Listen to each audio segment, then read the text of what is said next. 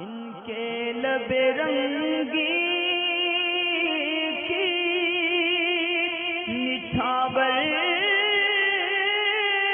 تھی کہ جس نے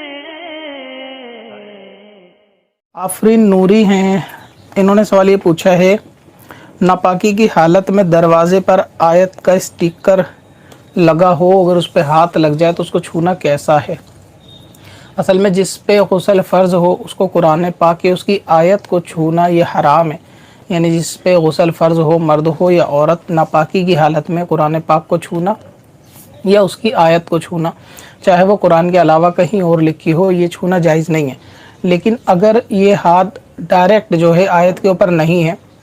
بلکہ درمیان میں اگر کوئی ایسی چیز حائل ہے کہ جو آیت اور ہاتھ کے درمیان میں ہے، تو پھر ایسی صورت میں اس پہ وہ سخت گناہ کا حکم نہیں ہے۔ مثلا یہ کہ اسٹیکر وغیرہ اگر ہے اور اس کے اوپر لیمینیٹڈ بھی ہے، اور اکثر ہوتا بھی ہے، تو یہ قرآن آیت کے جو اسٹیکر ہیں اگر یہ لیمینیٹ ہوئے ہوئے ہیں، لیمینیشن ہے، اس پہ ایک پنی کی کوٹنگ چڑھی ہوئی ہے، تو اس پہ پھر ہاتھ لگانا یہ حرام نہیں ہے، لیکن بے ضرورت بے وجہ اس کو بھی ہاتھ لگانے سے بچنا چاہیے۔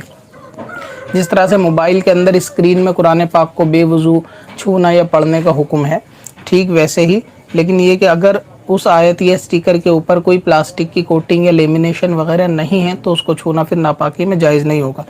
تو اگر بے دھیانی میں گھر کی صفائی وغیرہ کرتا ہے، اس پہ ہاتھ لگ جائے آیت کے اوپر، اسٹیکر کے اوپر، تو حرج نہیں ہے، لیکن یہ کہ کسی نے اگر اس کو چھو لیا ناپاکی کی حالت میں، اٹھا کے رکھ دیا اور وہ لیمینیٹڈ کوٹڈ تھا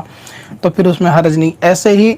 ٹائل وغیرہ بھی ہوتی ہیں شاید گھروں کے اندر جو قرآن آیات کی لگی ہوئی ہوتی ہیں، تو اگر اس پہ بھی جو ہے نا لیمینیٹڈ ہے وہ تب تو ٹھیک ہے، اور اگر لیمینیٹڈ نہیں ہے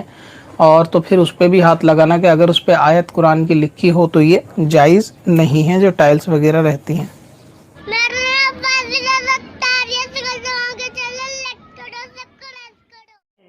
پتھر میں حسن والے پرنوار